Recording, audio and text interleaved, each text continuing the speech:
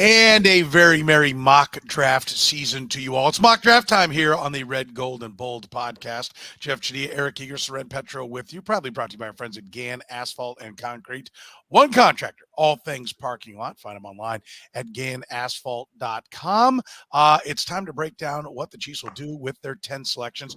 We have gone through the exercise of, trying to reasonably decipher where the Chiefs would go with all 10 picks.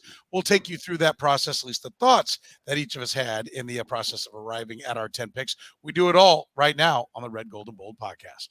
You're listening to the Red, Gold, and Bold podcast, the most in-depth analysis of the Kansas City Chiefs on planet Earth, breaking down the Kansas City Chiefs like no one else can. Red, Gold, and Bold is hosted by Jeff Chadiha, Eric Eager, and Soren Petro. The Red, Gold, and Bold podcast is proudly brought to you by GAN Asphalt and Concrete, Kansas City's nationally recognized full-service paving and pavement maintenance contractor, making parking lot problems disappear in Kansas City since 1994. Free consultations, no commissions, in-house crews, and every project comes with a written warranty. Find them online at ganasphalt.com or call 816-484-3338.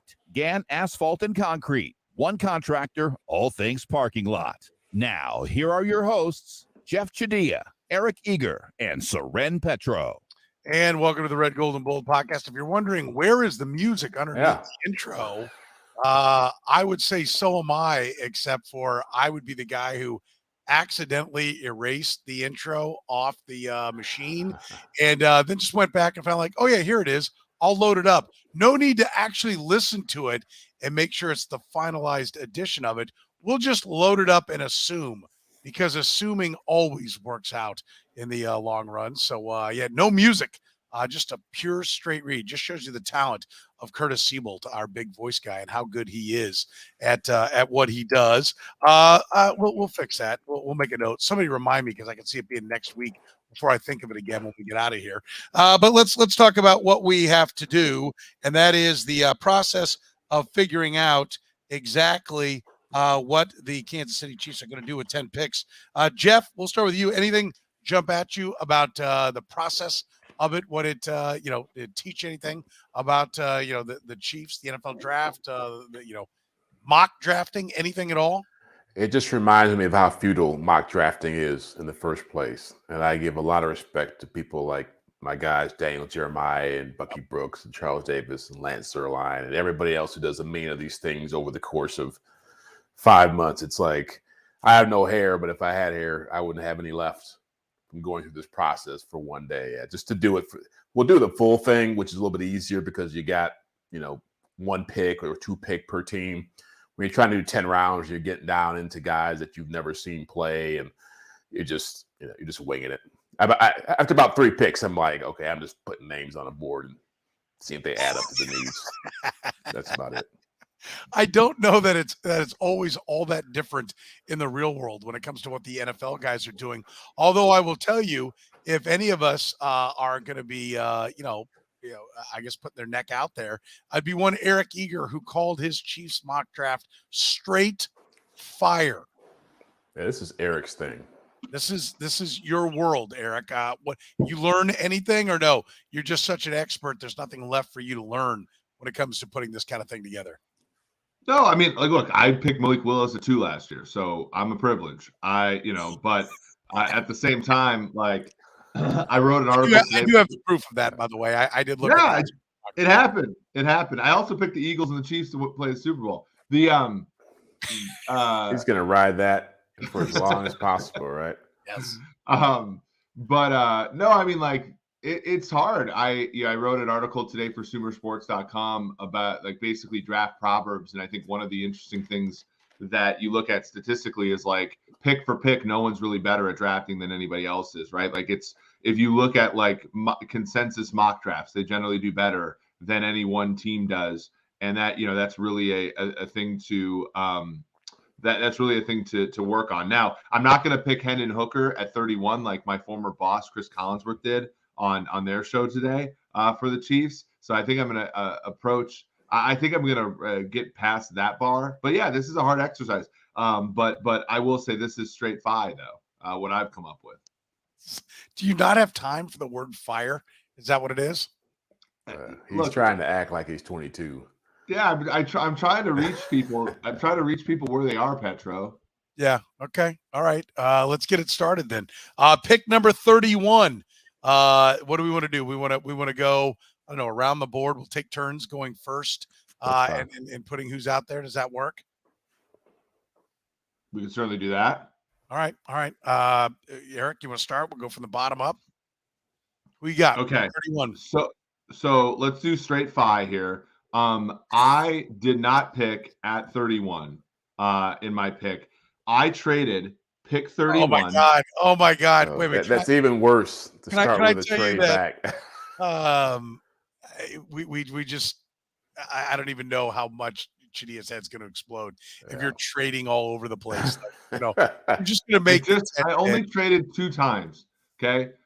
3 times. Right. I traded pick 31, a 3rd rounder next year, a 6th rounder in 2025, Chris Jones and his contract to the 9th pick with Chicago, who needs a defensive tackle. Can absorb the contract. It's going to work under the cap. I got pick 9, and I got a 2024 4th round pick, and I took Tyree Wilson, edge, Texas Tech. Tyree Wilson's not going to be there at 9. That's number 1. Oh, okay. You want to bet? Yeah. I mean, I'm eating steak for life on you. Do you want to bet? Yeah. No, he's currently the favorite to go 2. But if he falls, I'm going I know Brett Veach, right? And I want to call the pod at like 7-minute mark. Like, I didn't know we were doing Fantasyland. I didn't know this was like the Pornhub. Fantasyland. Did they pick in their first pick last year, Petro? You're moving Chris Jones in a mock draft, Eric. I don't know that you're getting the spirit of what we're trying from to 31 to 9. 22 picks up. That's how you get to 30 from 31 to 9. Listen, I want to point something out. I have a scorecard to score things down here. And we also said, again, no trades. Was one of the things we said. After last week's show, we said, here's what we're going to do. You can't send 8 consecutive text messages and expect me to read all of them. I'm sorry I missed the no trade thing. I had a trade. My bad. And it's an ass trade, too. It's like it's not an ass trade. Chris Jones, the final year of his contract, he's a $28 million cap hit. They haven't extended him because they don't have the cash necessarily to extend him, and they need a Derek Thomas type defensive end. And I don't know if Wilson is that guy, but I'm pretty sure there are people in the league that view him as that. And if he falls to 9, Chicago is look, I've thought this through. Chicago actually has the money to take on the $19.5 million base salary that Chris Jones would need. I feel like 2 of us are sitting at the adult table and one of us is at the kiddie table. One of us is having fun. Okay. I'll give you that. This exercise is not fun, but I think it's worthwhile to go through if done realistically. But that's the thing. They're not trading Chris Jones. I'm all for it. I like in the right scenario, I'm all for it. If he's not willing to play ball on a contract extension, if you're able to get excellent value. But in this one, I don't know. Let's we have nothing else to do, Jeff, but to analyze this varsity. So let's do it here real quick. Somebody said Chris Jones alone. What's he worth? You don't think Chris Jones alone is worth? You think he's just worth moving up 22 spots in the draft? Yeah. I'm not saying you're wrong. I just want to. Chris Jones is an expensive player on the other side. He's an expensive 3rd contract player. Like, he's an amazing chief. Don't give me the reason for it again. Tell me, you think Chris Jones, his value on the trade market is only worth 22 spots to move up in the 1st round? Because there are some people that think he's worth 2 first-round picks by himself. Yeah, and they're insane. Giving the first with him to get to 9, which I think by most people's account, like the top 2 edge guys are already gone. All right, so let me spin up some numbers here. I'm gonna look at my draft board here. What everything is worth, because you're also getting $19.5 million back to do stuff with, right? Like, and you're No taking one's that money out questioning of the that. reasoning behind it. We're trying to understand if there's any palatable way to believe that this could possibly even be happening. I think the better question is, why would Tyree Wilson be available at 9? Yes. Yeah, that's the first question to ask, right? Because that's who you're going to get. But players, right? That's if all 4 quarterbacks go in the top 6 picks, like, you're gonna get a Tyree Wilson player, a Will Anderson player, a Jalen Carter player. Like, it's a numbers game, right? And I get that if those guys go really high, then the Chiefs, like, then you let the board play out and you do different things. Well, but I think to Jeff's point, the most realistic scenario, first of all, you don't execute the trade till you're on the clock at 9, so you know who's available. And realistically, the most likely player of the ones you named the top 3 front 7 defensive players in this draft. Jalen Carter's the one that's going to be there at 9. But you don't do that though. Like, they literally, like, you have. I mean, for one, Ryan Poles is a Kansas City Chief, right? He's been here, like, and I know I know that they work with him. They have this trade in play. Like, this would be something that they would have in place if, like, and they would say, look, if Tyree Wilson falls, this is the deal. That is how it works. They didn't execute the Patrick Mahomes trade in the 15 minutes that they were on the clock, right? What? They didn't execute. They did that. No, they said if Mahomes makes it to 10, this is the trade, and they agreed to it. Like, this happens all the time. No, they have, yes. And Brett Beach said Monday, Tuesday, Wednesday is for calling around each team to find out what it would take to get where. But I've also had conversations. You know this as well as I do. And I can't believe our mock draft has ground to a halt on the first freaking pick of the Chiefs. We have 30 of these to do. That's why you let Eric go third. I know. Content, Petro. You are. I will grant you that. I'm not. Listen, I'm just giving you my reaction to what you said. Podcast-wise, yes, I do think somehow you've crapped out a golden egg here on what you've done. Oh, come on. But if it's yes, all these, much of the framework of trade up and downs, who's willing, who's not, which board which trade board they're using. And yes, those are all in place. But again, it still comes back to, are you going to do this for Jalen Carter? I would do it for Jalen Carter. I would do it for certain players. And yes, for Jalen Carter, because I know you've got this, I look forward to when Jackson and Jigba Smith goes in the 6th round of the Chiefs on the Eric. Are you really gonna mangle his name like that? It's Jigba Smith. How is it? Smith. Jigba. Yeah, Smith and Jigba. I'm sorry. I don't even know how to. Have I knocked you off the rails, Petro? Yes, Tyree.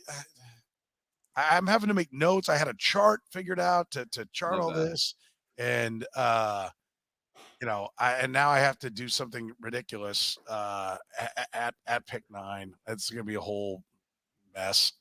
All right, Jeff, bring some sanity to the proceedings. So you think this is going to be his mock draft move too? Is that what you're saying? The next podcast. Are you preparing for that? No, there are going to be no trades in that. He will make his picks. Right. I'm not screwing around with that. Okay. I prepped the teams I'm supposed to draft, not the, not the Eric Eager fantasy land where he takes the first 10 picks because they're all trade ups.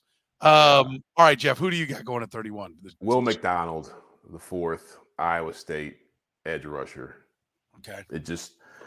I'd love to see him take a right tackle here. I imagine the way that the draft is going to break, there may not be a guy there that they like as much as they like the edge rushers.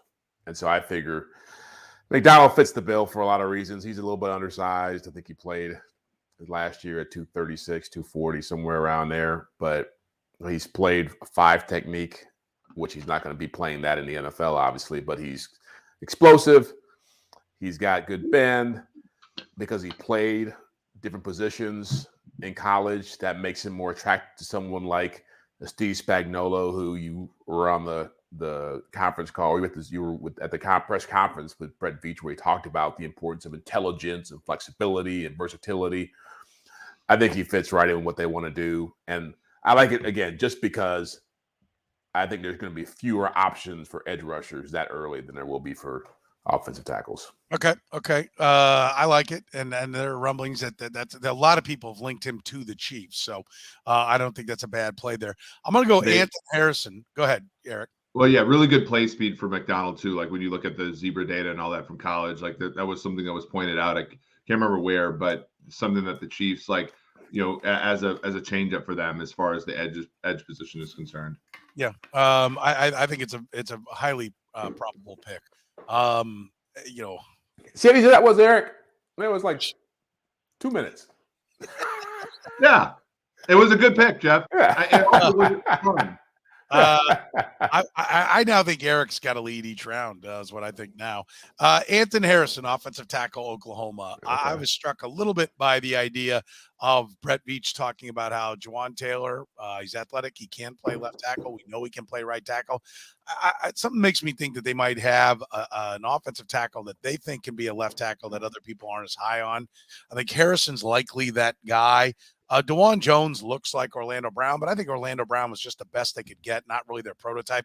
Eric Fisher was a linky, what wasn't just the road grader type. I think Harrison could fit, and they may give him a shot at left tackle and think that they've got a diamond in the rough. I do think long and hard about the edge. I think Jeff is right. You'll see a little bit of a reflection in what I do with some things later on based on the fact that they don't go edge here.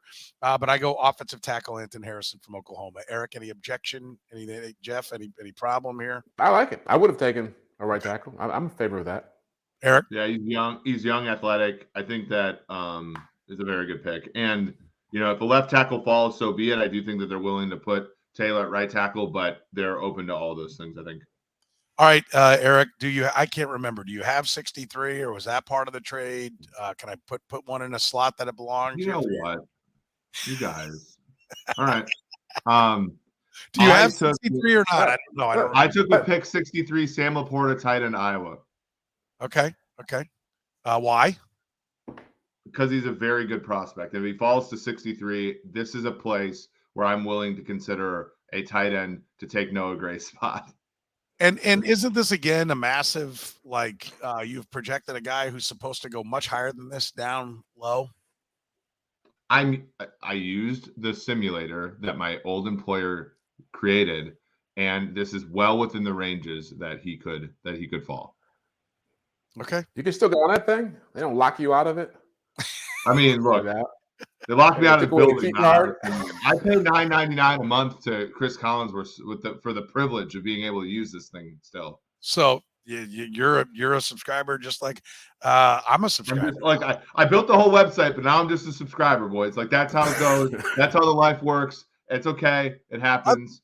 By the way, I used to have a sweet deal, and when Eric left, my sweet deal crapped the bed and went away. So I am a little bit intrigued. I know.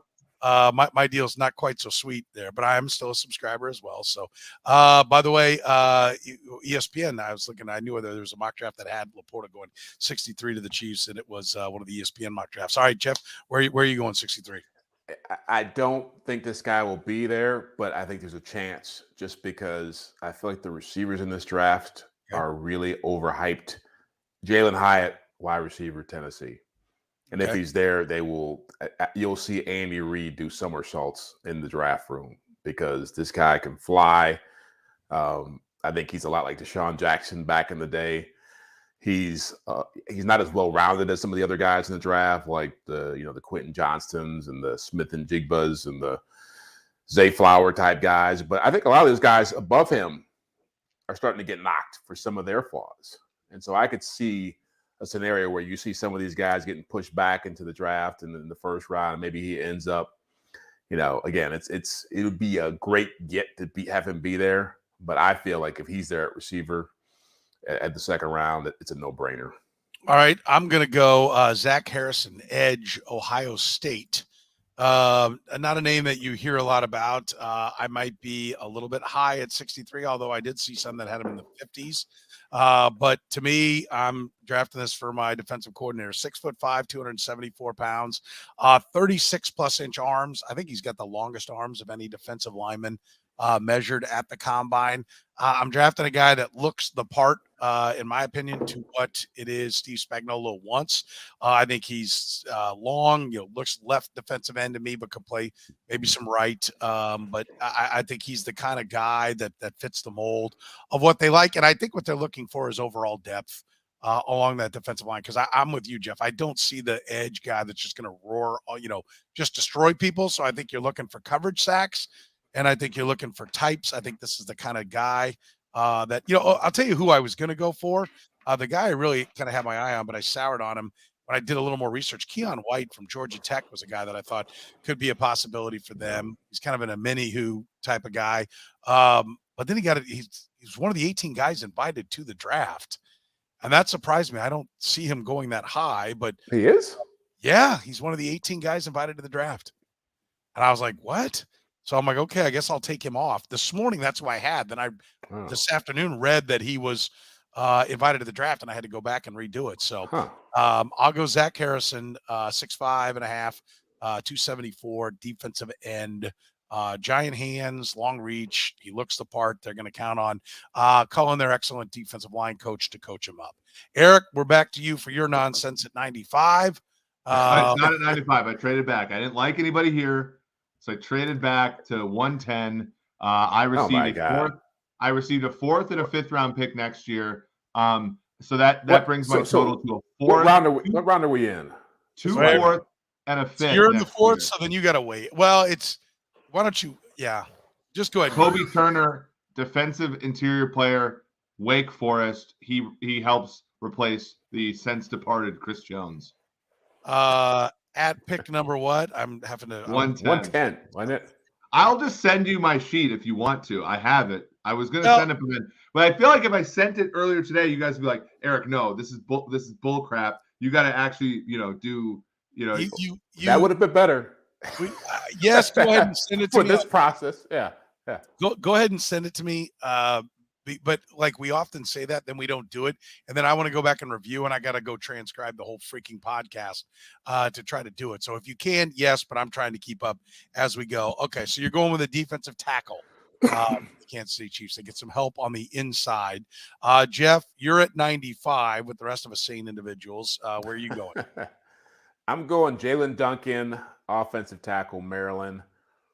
He's 6'6". He's about 305. 4-year starter at left tackle. He's pretty athletic. I don't think he's going to be a left tackle in the NFL. I think this is where I get my right tackle for the Chiefs. Long arms, again, loose-limbed, has the ability to move around. Some people think he might even end up playing guard. But I just think at 6'6", long arms, 300 pounds, that's where we get our right tackle. Okay. I am, was looking long and hard at Zay Flowers. The more I hear people talk, the more, even though he's only 5'9" tall and a little bit of change, I do think that that's a guy. And I do think the Mahomes throwing sessions are just actual extra scouting and letting the quarterback find out who he likes. But I don't think Zay Flowers makes it to him. Hence, I did it the way things went. But I think they find a guy that productivity wise was Zay Flowers-esque, similar size. I'm going to take Marvin Mims.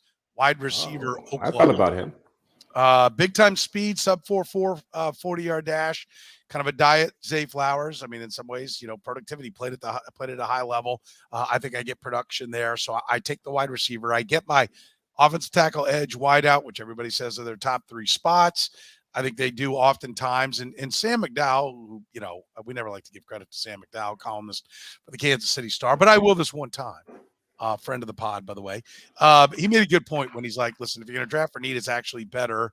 I don't know that this is always true, but there's certainly a lot of validity into it. He said, if you draft for need early, you're drafting out of the best pools of players. You're going to get at least some productivity. And late, purely best player available. And I'm always kind of a best player available guy. I'm doing this kind of with an eye towards what I think the Chiefs could end up, and I don't think they do that. I think they draft more the way Sam McDowell is saying and go need. So I went into this thinking in the first 3 picks, I got to get tackle, I got to get edge, I got to get wide receiver.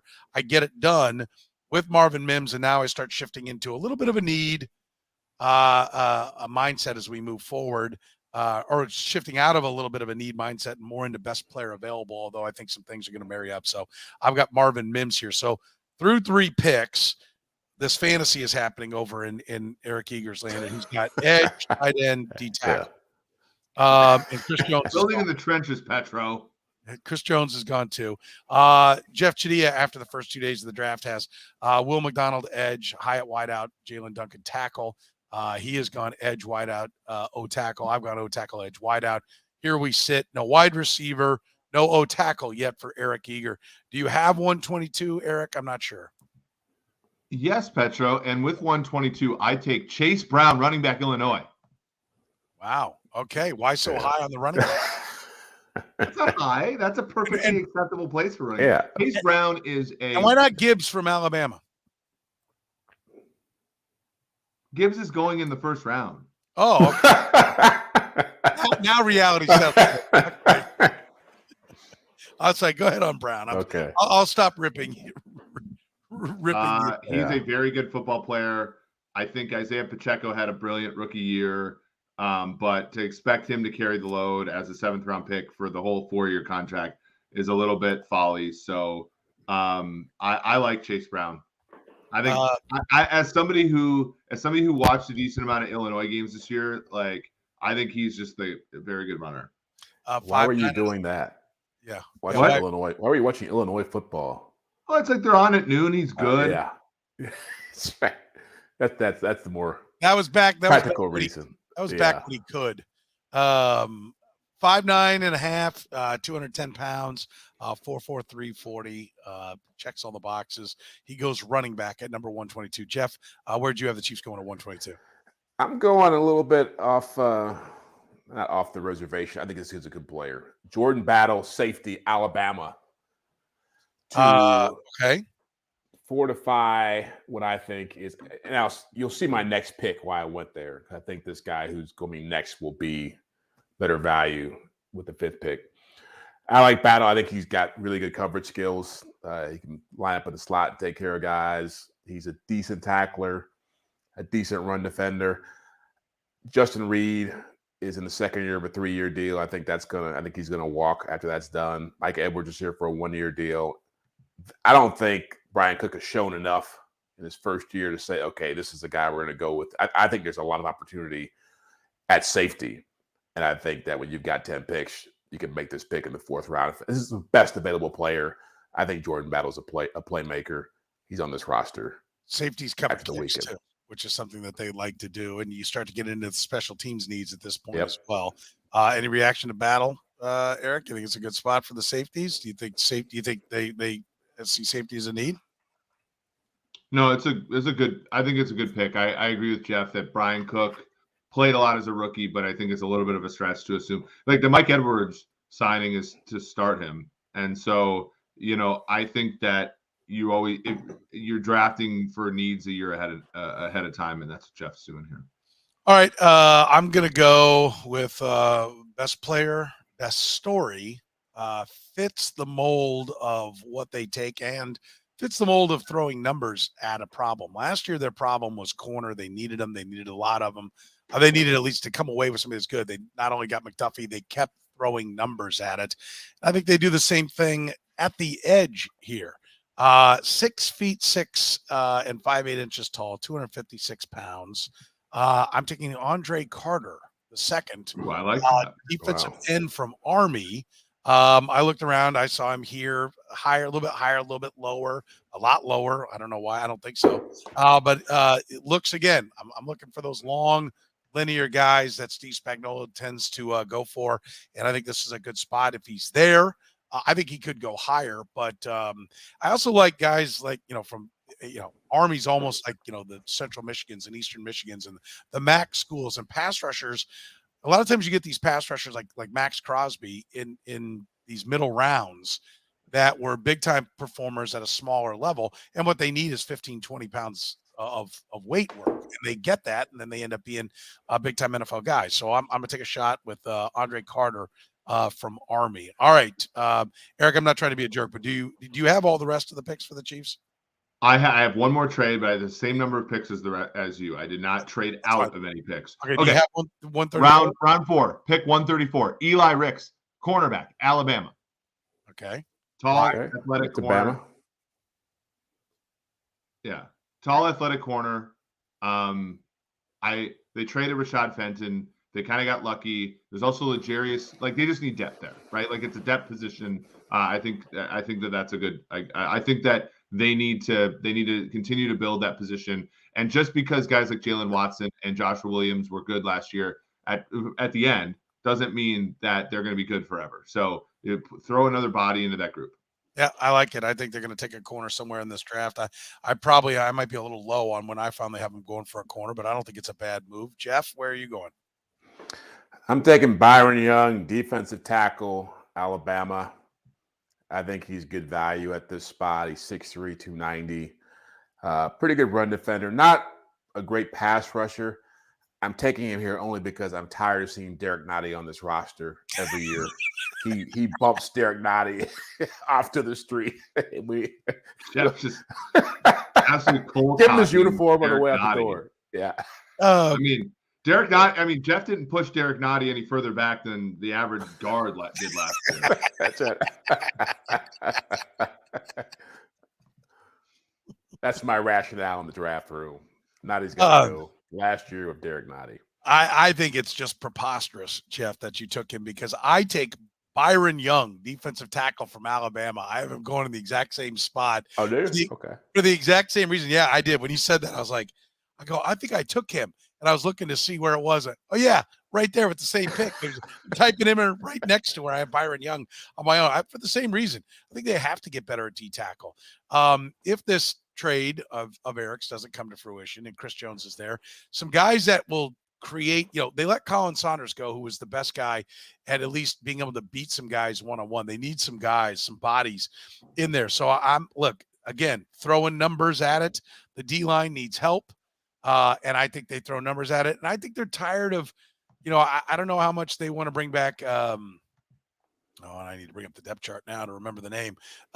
Who's the guy that got hurt? The small school guy. Yeah, Tershawn Wharton. Like, they've really, the defensive line has really kind of been pieced together here for a while. I mean, if you look at it, not just Derek Nottie, who's listed as a starter right now, but Tershawn Wharton, Byron Cowart, Danny Shelton, Daniel Wise, Phil Hoskins. Yep. That has to get better.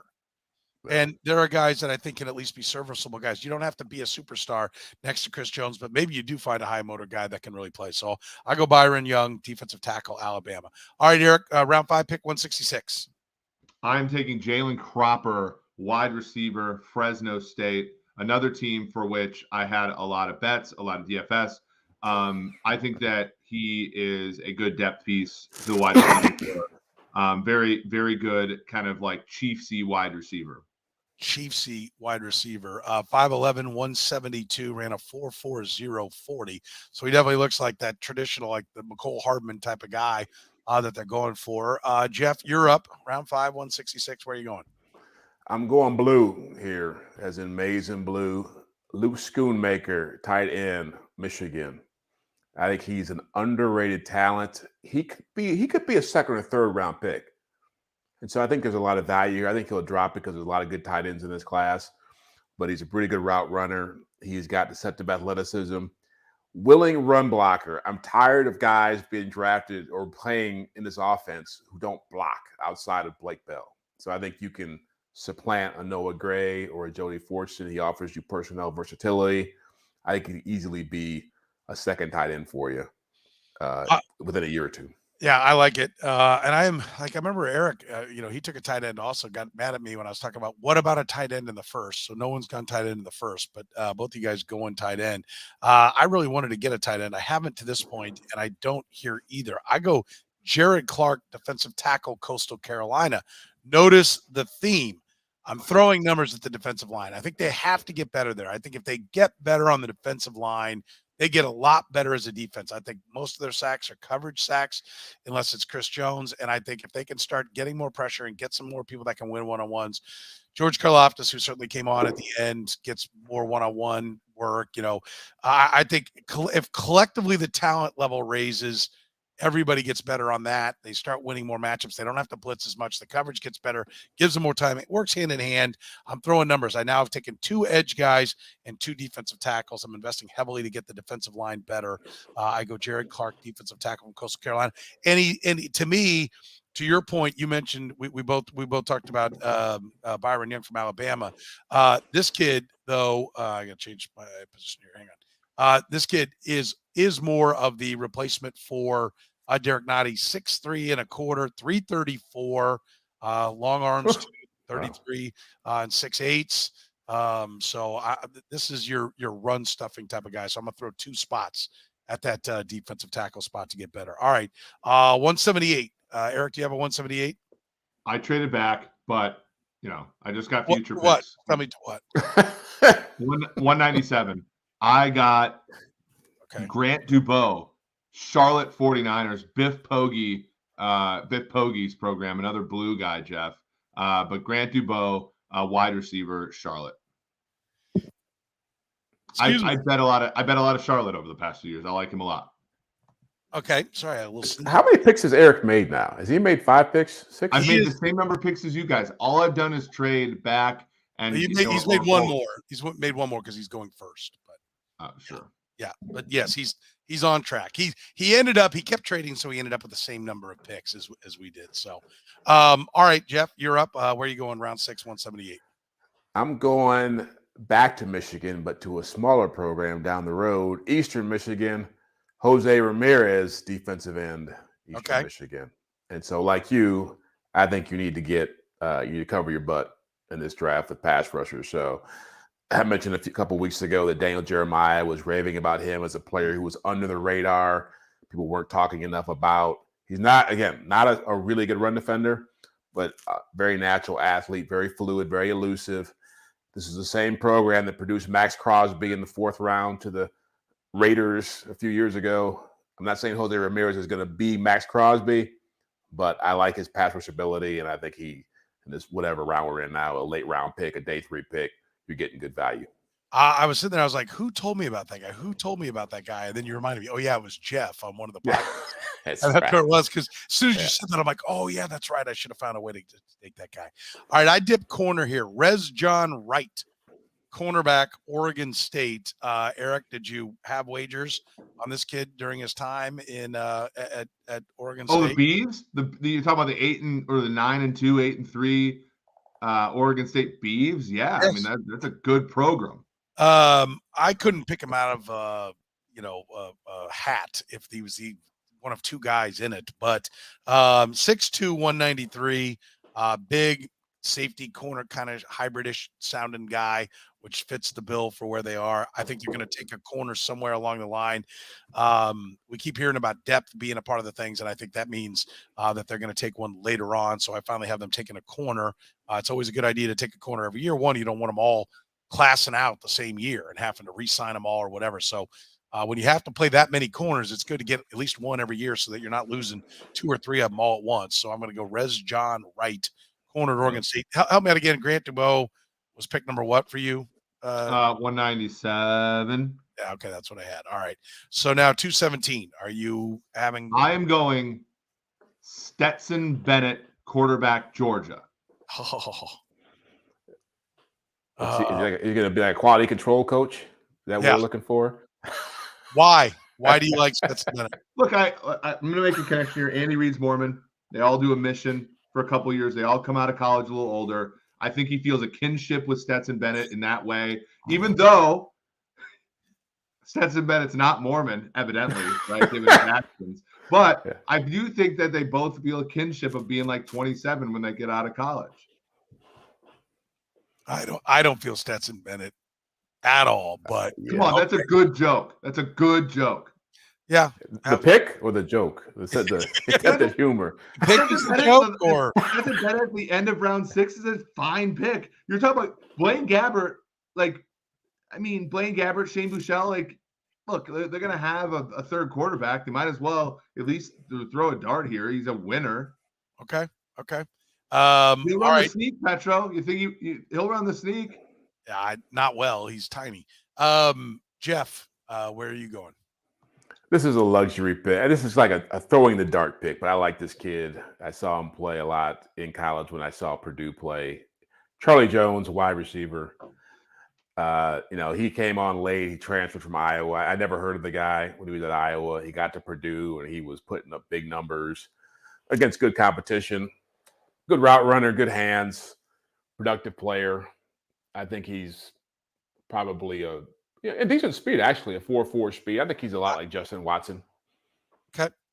I am going to go running back here. I think it's listen, I'm with you. I think I kind of liked what feel the same way that Eric did about Isaiah Pacheco. Curtis Siebold said this too on the show at one point. Like, Pacheco had a nice season and gave them a spark and did what they needed him to do. Still not a great blocker. There's still some things out there.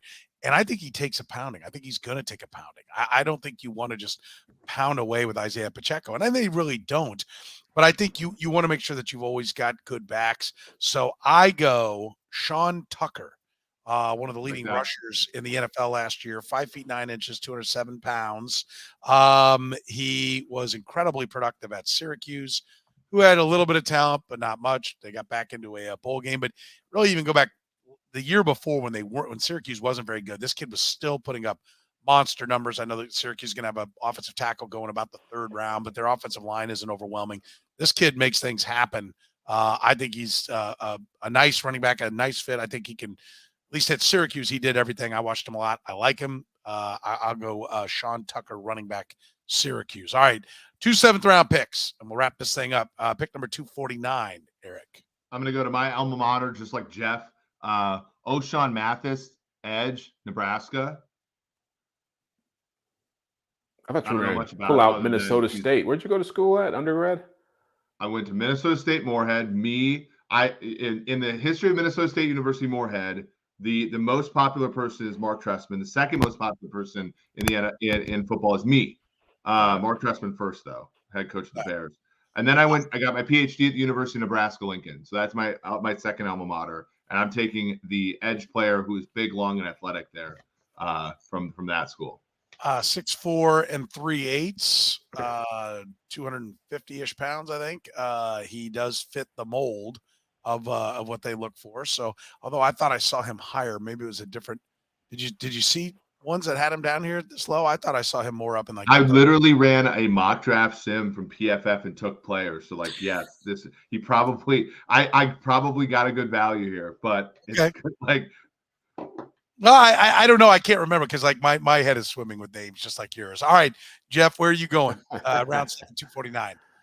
I found my compliment to Isaiah Pacheco in this round. With Don't you love how we're all picking running back right here? Yeah, we're all going that route. Kenny McIntosh from Georgia.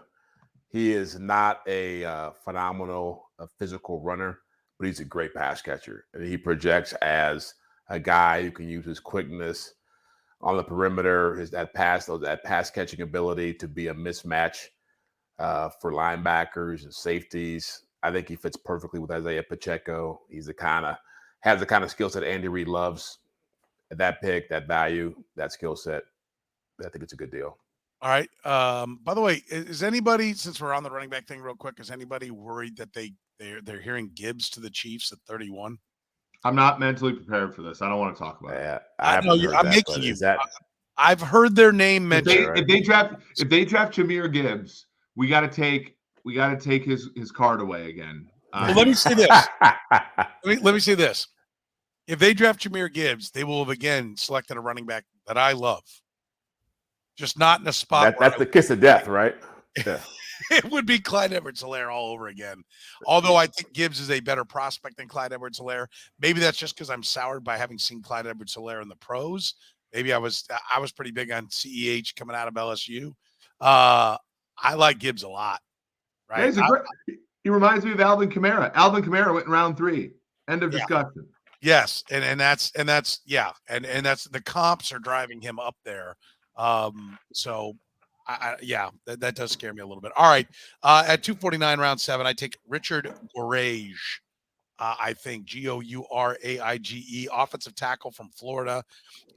Jeff pointed out something. I've been preaching this throughout the course of the week. If you think that the Chiefs are going to take an offensive tackle, don't pick anybody with short arms, right? Because they are adamant about arm length. He is the last guy on the board with 34-inch arms. 6'4" and 7/8, 306 pounds. I think he could play some guard, but is a tackle project to try to work with. I just looked the part, and really, I'll be honest with you on this pick, whether it's him or somebody else. I think that I'm tired of, like, I don't think Lucas Niang is any lock for this team. I think, waiting around for him to finally turn a corner is foolishness. So finding a tackle, which I did to start for him or move Taylor over and start for him, I think is important, but also throwing another number at it.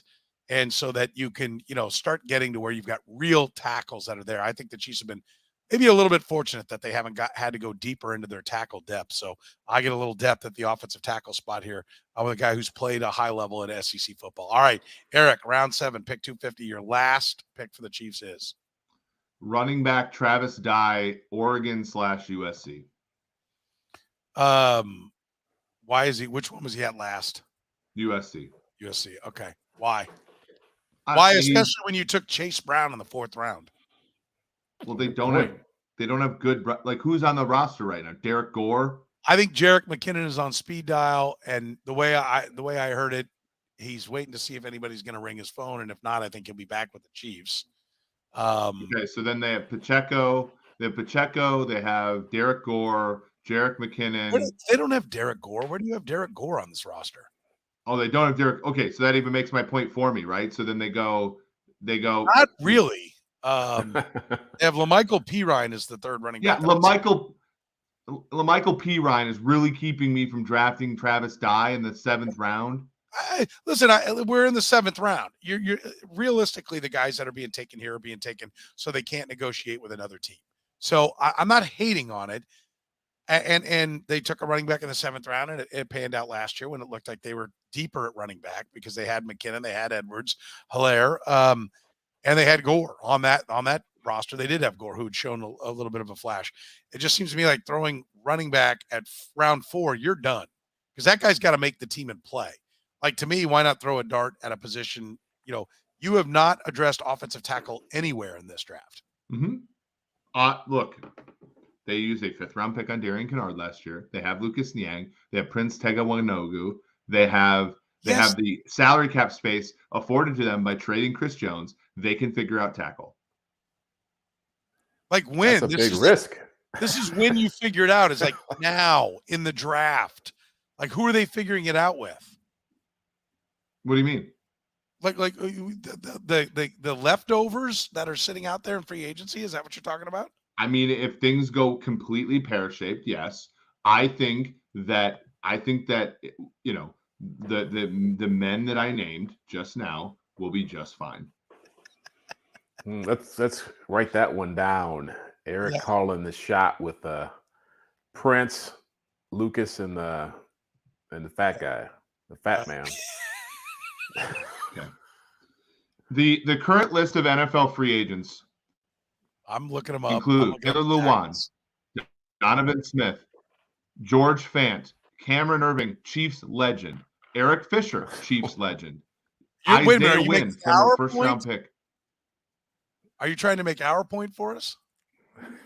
Hey, when Cam Irving's the 4th name out there, it's not feeling like a good situation. It's just in terms of current APY. Like right now, Jawan James is.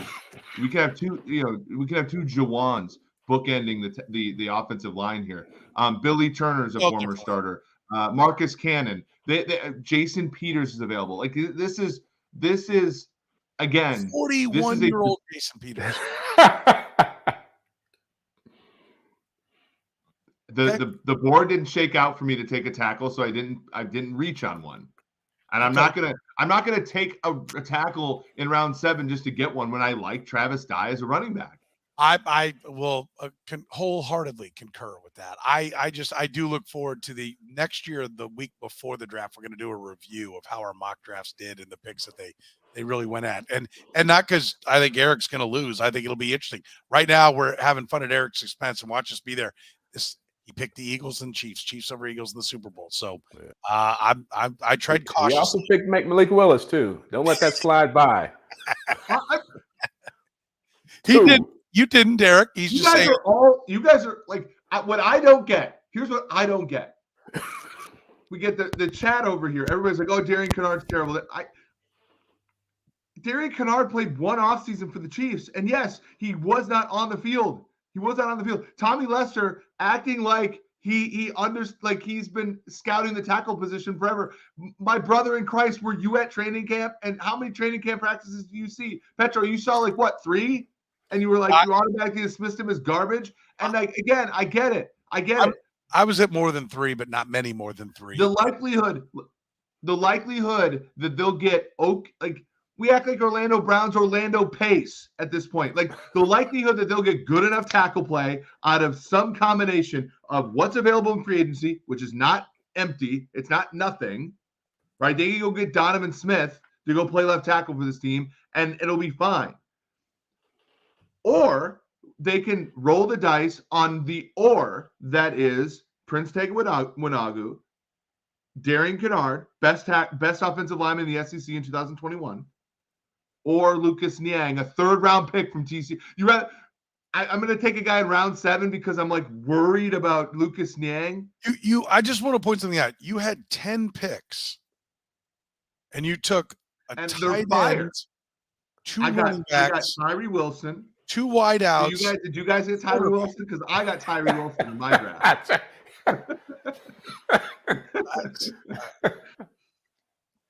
All right, Jeff. Let's get back to the adult. Let's get back to reality.